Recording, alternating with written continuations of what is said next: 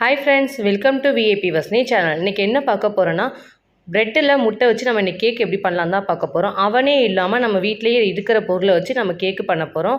நல்ல ஒரு டேஸ்டியான, நல்ல ஒரு சாஃப்டான, ஒரு ஸ்மூத்தியாக இருக்கும் இந்த கேக்கு.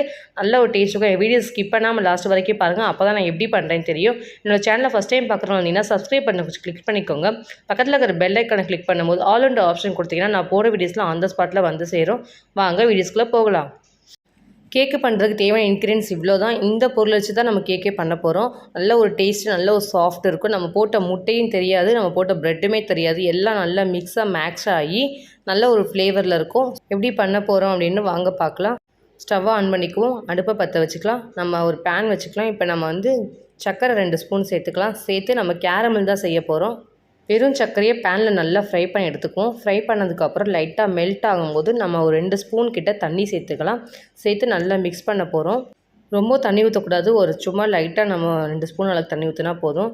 நல்லா ஃபுல்லாக போட்டு நம்ம கேரமல் ஃபுல்லாக நல்லா மிக்ஸ் பண்ணிட்டோன்னா நல்லா நமக்கு நல்ல ஒரு திக்கான ஒரு லிக்விடாக நமக்கு கிடச்சிரும். கிடச்சதுக்கப்புறம் நம்ம எடுத்து வச்சுக்க ஒரு பேனில் நம்ம ஊற்றிக்க போகிறோம். நல்லா நமக்கு லிக்விட் ஆகிடுச்சு. இப்போ நம்ம எடுத்து நம்ம கேக் பேன் வச்சுருக்கோம். அந்த கேக் பேனை ஃபுல்லாக ஊற்றி நம்ம ஸ்ப்ரெட் பண்ணிக்க போகிறோம். கேரமெல்லாம் இதே மாதிரி ஊற்றிக்க வேண்டியதான். ஊற்றி நம்ம ஸ்ப்ரெட் பண்ணிக்கலாம் அந்த வச்சுருக்க பேனில்.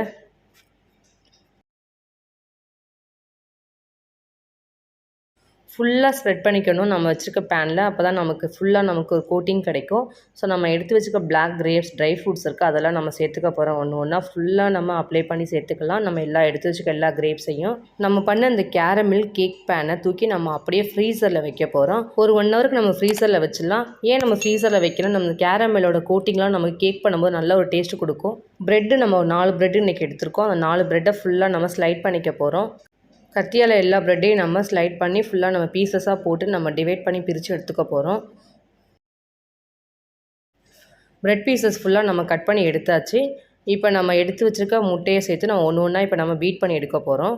ஃபஸ்ட்டு ஒரு 2 முட்டை எடுத்து வச்சுக்கோம். 2 முட்டையை நம்ம உடச்சி அந்த இருக்கிற பொருளை நம்ம சேர்த்துக்க போகிறோம். ஸோ நம்ம ஃபஸ்ட்டு 2 முட்டையை உடச்சி ஊற்றிக்கலாம். ஊற்றினதுக்கப்புறம் நம்ம மிக்ஸ் பண்ணுற அந்த ஸ்டீல் கம்பி அடித்து நம்ம ஃபுல்லாக நல்லா மிக்ஸ் பண்ணி நல்லா பீட் பண்ணிக்கணும். எவ்வளோ நம்ம பீட் பண்ணுறோமோ நமக்கு அவ்வளோ நல்லாயிருக்கும். ஸோ ரொம்ப பீட் பண்ணணும்னு கிடையாது, நார்மலாக லைட்டாக பீட் பண்ணாலே போதும். நல்லா பீட் பண்ணிக்குவோம். வெனிலாவோட பிளாக் எசன்ஸ் வாங்கியிருக்கேன் நல்ல கலரிங்காக. ஸோ இந்த எசன்ஸை ஊற்றிட்டு நல்ல ஒரு ஃப்ளேவர் கொடுக்கும். ஒரு 3 ஸ்பூன் அளவுக்கு சர்க்கரை எடுத்துருக்கோம். அந்த சர்க்கரையும் ஃபுல்லாக சேர்த்துக்கலாம். சேர்த்து நல்லா அதை பீட் பண்ணுறத வச்சு நல்லா மிக்ஸ் பண்ணிக்குவோம். மிக்ஸ் பண்ணதுக்கப்புறம் நம்ம காய்ச்சின பால் ஒரு 2 கப்பு எடுத்துருக்கேன். 2 கப்பு பாலையும் நம்ம நல்லா சேர்த்து மிக்ஸ் பண்ணிக்கலாம் அந்த சர்க்கரையோட. நல்லா மிக்ஸ் பண்ணதுக்கப்புறம் நம்ம எடுத்து வச்சுருக்க ப்ரெட்டோட பீசஸ்லாம் நம்ம எடுத்து நம்ம இந்த பாலில் போட்டு நல்லா ஊற வைக்க போகிறோம். ஸோ எல்லா பீசஸும் நம்ம அந்த ப்ரெட்டெல்லாம் நம்ம எடுத்து சேர்த்துக்கலாம். சேர்த்ததுக்கப்புறம் நம்ம ஒரு கரண்டியை வச்சு நம்ம ஃபுல்லாக அதை நம்ம ப்ரெட்டெல்லாம் அந்த பாலில் முழுகிற அளவுக்கு ஃபுல்லாக நல்லா உள்ளே தள்ளி விட்டிங்கன்னா நல்லா நமக்கு மிக்ஸ் ஆகிடும். மிக்ஸ் ஆனதுக்கப்புறம் நம்ம ட்ரை ஃப்ரூட் சேர்க்க ஆரம்பிச்சிடலாம். நம்ம க்ரீனையும் பிளாக்கு வச்சுருக்கோம். அந்த எல்லாத்தையும் நம்ம சேர்த்துருவோம். நம்ம சாப்பிடும்போது இந்த கேக்கு சாப்பிடும்போது இந்த ட்ரை ஃப்ரூட்ஸோட ஃப்ளேவர் நமக்கு போய் நல்லா ஒரு டேஸ்ட்டு கொடுக்கும். ஸோ அதனால் நம்ம எடுத்து வச்சுருக்க பிளாக்கு, க்ரீன் 2 ட்ரை ஃப்ரூட்ஸையும் நம்ம சேர்த்துக்க போகிறோம். ப்ரெட் பாலில் நல்லா ஊறிடுச்சு. இப்போ நம்ம இதை ஸ்டீம் பண்ண போகிறோம். இதை ஃபுல்லாத்தையும் மிக்ஸ் பண்ணியாச்சு.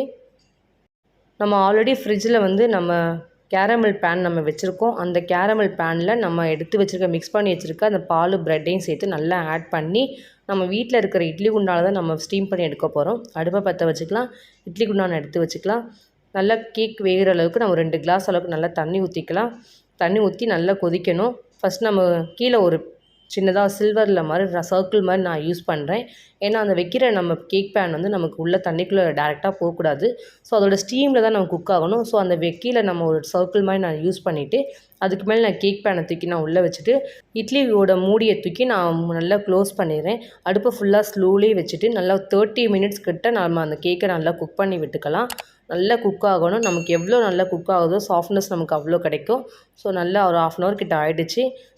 ஸோ நம்ம ஓப்பன் பண்ணி பார்க்கலாம் எப்படி குக் ஆகிருக்குதுன்னு. நல்லா குக் ஆகிடுச்சு நம்ம வச்ச கேக்கு.